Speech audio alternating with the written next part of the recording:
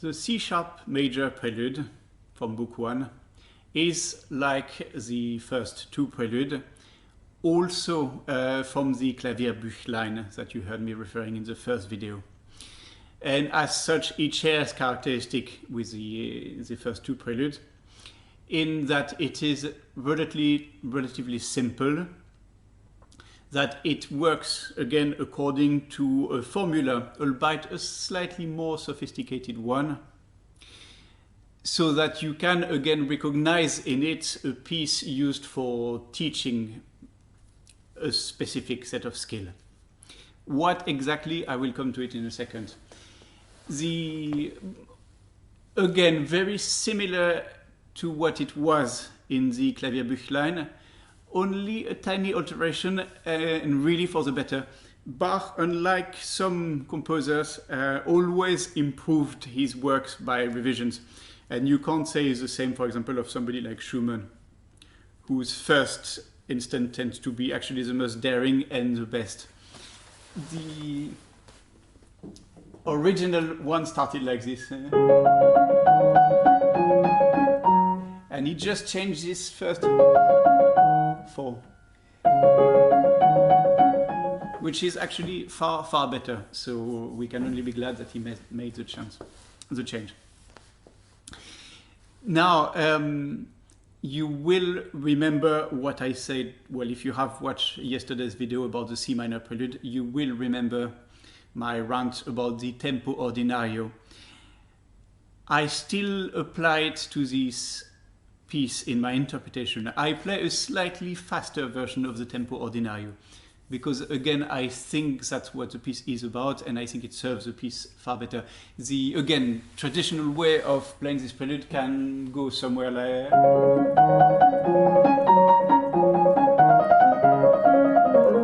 and I've played it myself for many years at this speed. I find it much more satisfying and comfortable at the much slower speed that the tempo ordinario demands, which is somewhere along.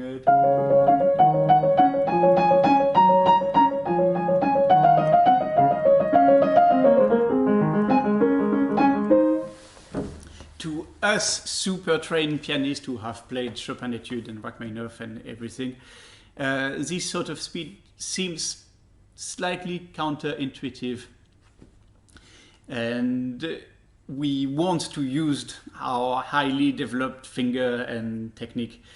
But again, we have to remember that this was not written for a professional musician and that Bach didn't have this sort of speed in mind.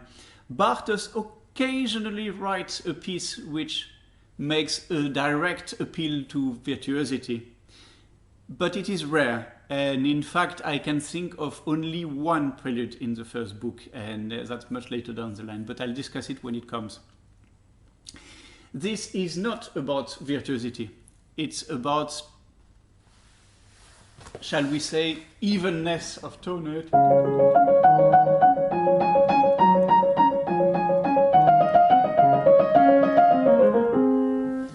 If you are a relative beginner, playing a piece well at this speed will demand a real effort. So I'm very happy that my thinking about what the piece should sound like matches what I actually prefer as an interpreter. There is one last amusing thing, is that later down in this piece, Bach gets stuck on the formula.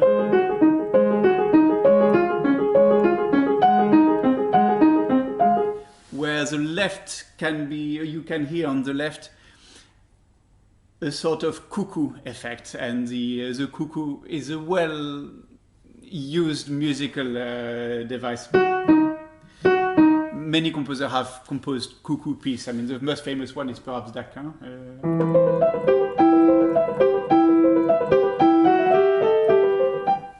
But you have other composers. Saint-Saëns has done it in the Carnival of the Animals, and he's not alone.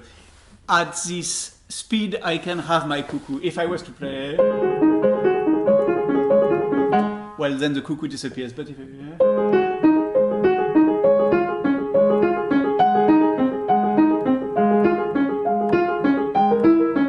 can slightly highlight that. And I think the piece then is delightful.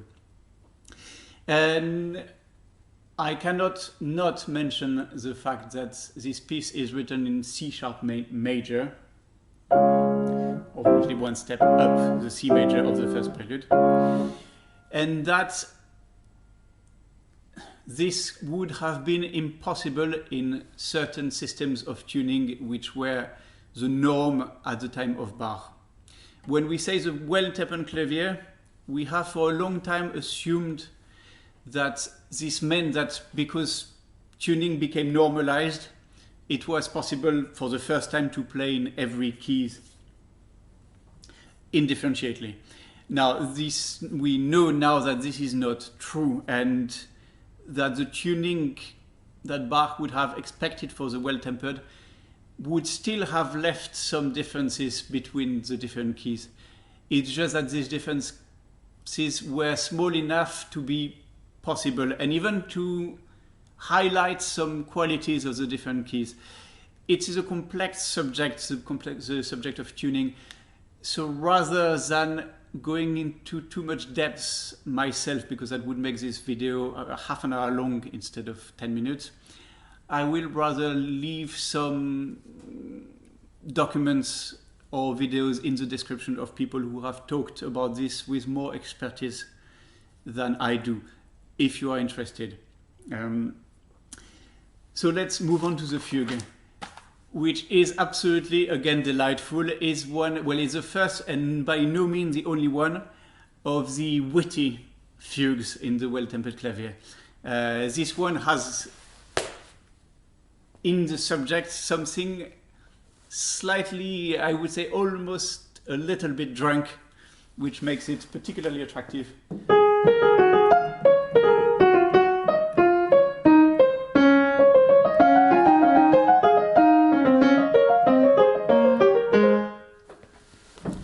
And in that, similar to it's a three-part fugue, similar to the second fugue, the C minor discussed yesterday.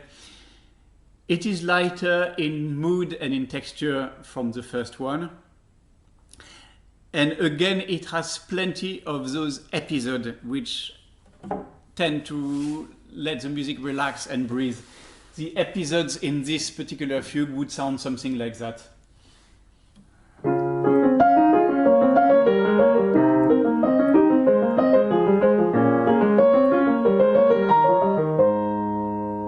So almost pastoral, or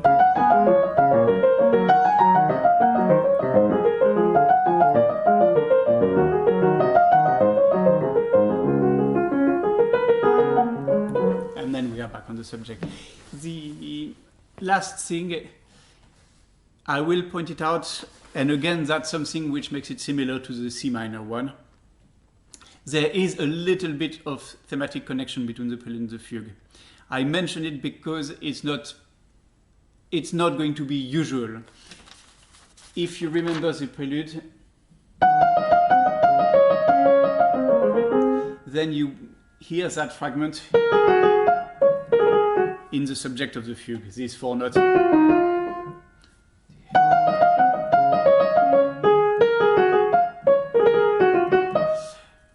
And although you might think that, well, it's only four notes and it's accidental and the odds are that... no, probably not. There is a connection. And again, whenever there is a sort of connection, it always comes out a little better if you play it at the same speed. So I do.